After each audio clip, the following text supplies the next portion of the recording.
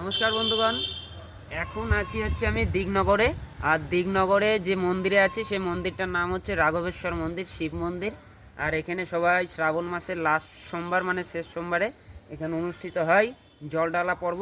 আর সেই রাত্রে এসে সবাই এসে বাবার মাথায় জল ঢালে। তো সেই মন্দিরটা আজকে আমরা এসেছি ঘুরতে।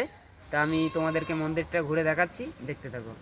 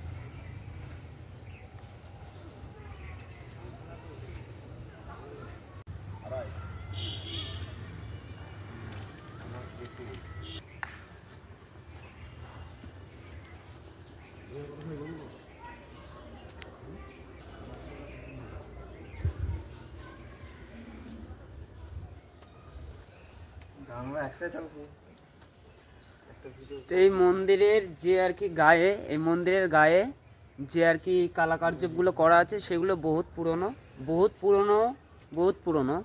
কমসে কম 200-300 বছর তো হয়ে গেল এই মন্দিরটার বয়স। তা এখনও এই মন্দিরের গায়ে যেসব ডিজাইনগুলো দেখা যাচ্ছে এগুলো খুবই সুন্দর লাগছে দেখতে।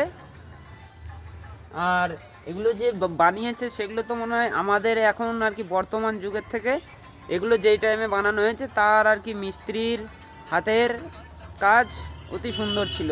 সব মন্দিরে দেখা যায় এত সুন্দর সুন্দর হাতের কাজ, যেগুলো এখনকারের মিস্ত্রিদের বানানো অসম্ভব।